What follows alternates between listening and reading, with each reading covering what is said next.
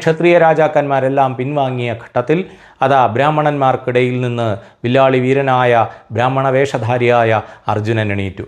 പക്ഷേ ബ്രാഹ്മണർക്കിടയിൽ ഭിന്നാഭിപ്രായമാണ് ഉണ്ടായത്. ഇയാൾ എന്താണ് ഈ കോപ്രായം കാണിക്കുന്നത്?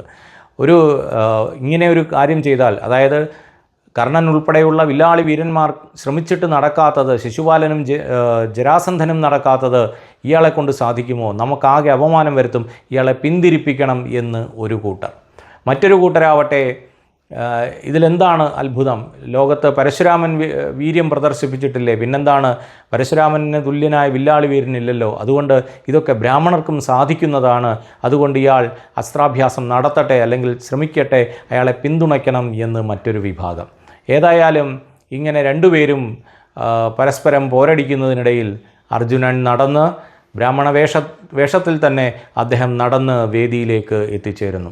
ആ വില്ലിനെ പരിശോധിച്ച് വില്ലിനെ 3 വട്ടം വലതുവെച്ച് വണങ്ങി തൻ്റെ ഗുരുവിനെയും തൻ്റെ ഇഷ്ടദേവന്മാരെയും മനസ്സിൽ ധ്യാനിച്ചുകൊണ്ട് അർജുനൻ ആ വില്ല് കയ്യിലെടുത്ത് നിഷ്പ്രയാസം കുലയ്ക്കുകയും 5 അമ്പുകൾ എടുത്ത് ലക്ഷ്യത്തിലേക്ക് അമ്പെയ്യുകയും ലക്ഷ്യം ഭേദിക്കുകയുമെല്ലാം അരക്ഷണം കൊണ്ട് കഴിഞ്ഞു.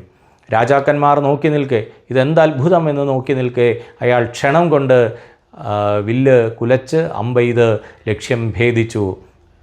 അപ്പോൾ മത്സര നിയമപ്രകാരം കൃഷ്ണ അർജുനന് സ്വന്തമായി കഴിഞ്ഞു.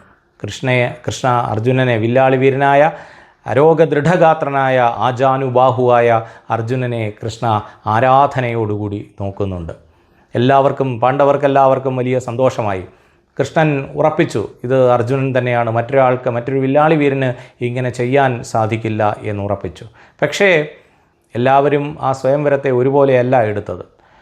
അതിൽ തന്നെ ഭിന്നാഭിപ്രായങ്ങളുണ്ടായി. മറ്റു ചില കാര്യങ്ങൾ കൂടി വിചാരിക്കാത്ത രീതിയിൽ അവിടെ സംഭവിച്ചു.